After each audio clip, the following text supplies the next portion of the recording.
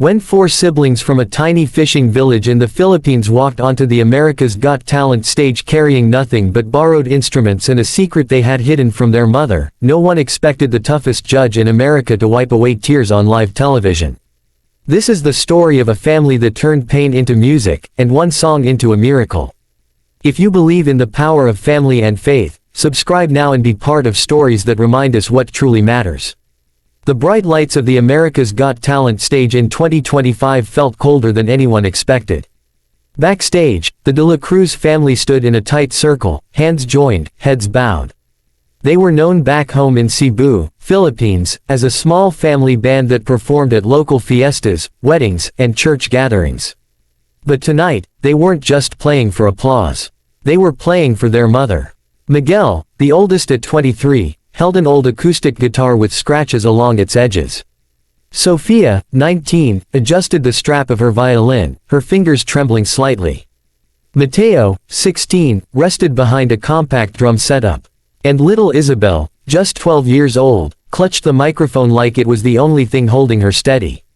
Their mother, Elena de la Cruz, was thousands of miles away in a hospital room in Manila, fighting stage 3 cancer. She believed her children were in America for a small cultural music exchange program organized by Filipino communities in California. She had no idea they had auditioned for America's Got Talent. They had kept it from her for a reason. Doctors had told them the treatments were expensive, and their family had already sold their small fishing boat and most of their belongings. The siblings knew that if they won or even just made it far enough on the show, the exposure alone could change everything. When their name was called, the four walked onto the stage. The audience clapped politely, not yet aware of the emotional storm about to unfold. Simon Cowell sat at the judges' table, calm and observant. Beside him were the other judges, smiling warmly. Simon glanced at the siblings, noticing how tightly they stood together.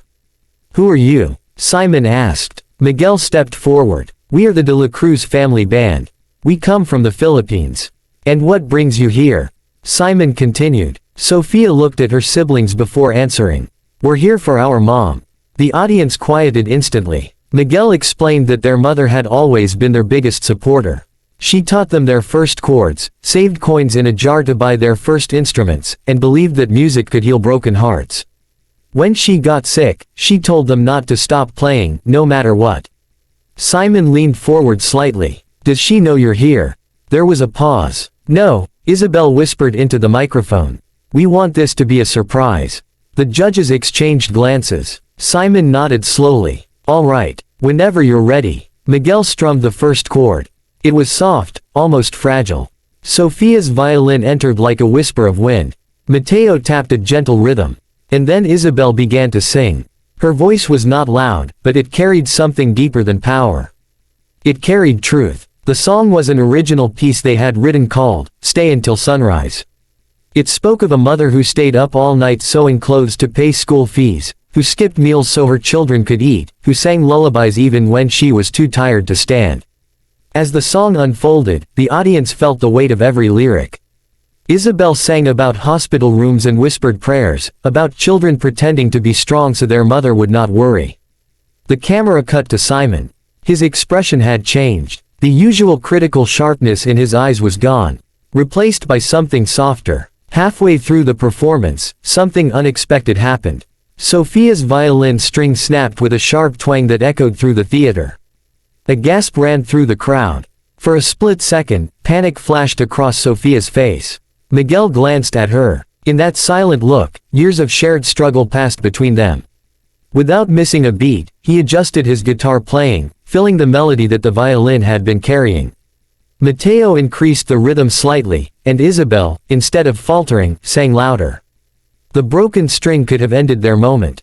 Instead, it made it raw. Sophia stepped forward and began to harmonize vocally with Isabel, her voice trembling but steadying as the audience began clapping softly to the rhythm. The song transformed. It was no longer polished. It was real. By the final chorus, the entire theater was silent except for Isabel's voice. She sang directly into the camera.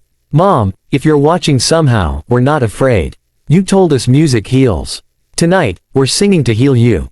When the last note faded, there was a second of complete stillness. Then the audience rose to their feet. Simon remained seated for a moment, staring at the stage.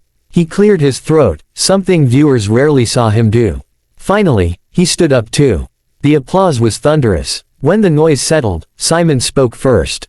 "I've been doing this a long time," he said slowly. "And I've seen a lot of emotional stories. But what just happened wasn't about sympathy. It was about courage." He paused, looking directly at the siblings. "When that string broke, that was the moment I knew who you really are. Most people would have fallen apart. You didn't. You turned it into something even more powerful." Isabel wiped tears from her cheeks.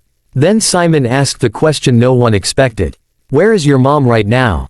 Miguel hesitated. "In Manila. She's in the hospital." Simon exchanged a look with the producers off stage.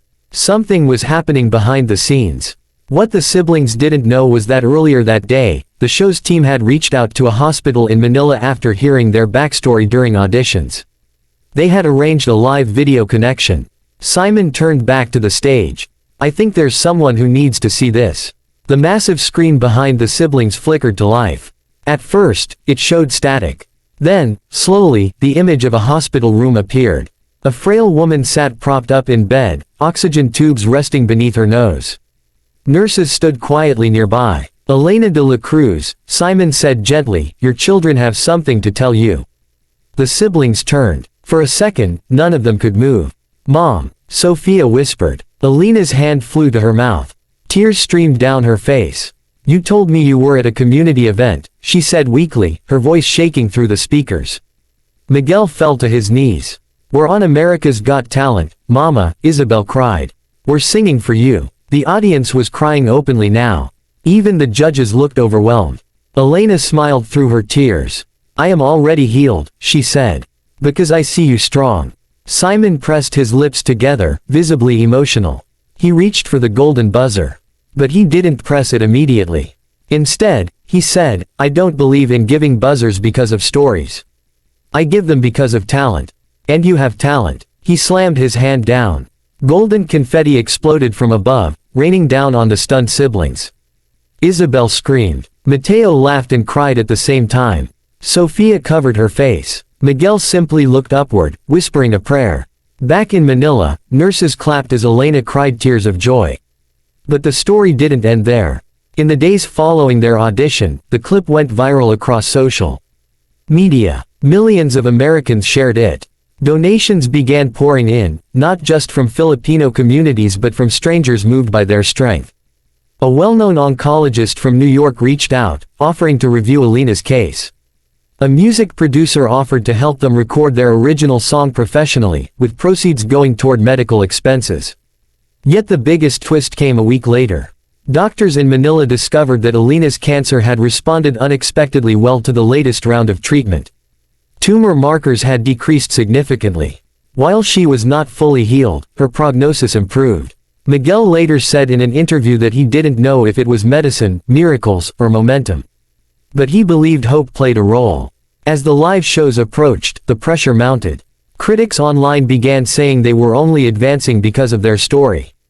Simon addressed it directly during rehearsals. Next performance, he told them, "Forget the sympathy. Show America you're here because you deserve to be." For the semi-finals, they chose an upbeat original song about resilience, blending Filipino folk elements with modern pop. This time, nothing broke. Nothing went wrong. But something else happened. Near the end of the performance, Isabel's voice cracked, not from fear, but from growth. She was pushing her range. For a moment, it seemed risky. Then the audience began cheering mid-song, lifting her confidence. She hit the final high note perfectly. Simon smiled broadly. "You just proved you're not a one-moment act," he said. "You're artists." Week after week, America voted them through. On the night of the finale, Elena watched from a wheelchair backstage in Los Angeles. The show had flown her to the United States after doctors approved travel. The siblings didn't know she was there. When they finished their final performance, Simon stood once more. Before results, he said, "There's someone very special who wants to see you." Elena was wheeled onto the stage. The reunion was beyond words. The audience stood again, louder than ever. Whether they won the $1 million prize or not almost felt secondary. Because in that moment, They had already won something greater: time, hope, and the chance to stand together under lights that once felt so cold but now felt warm. Their journey reminded millions that talent shines brightest when fueled by love.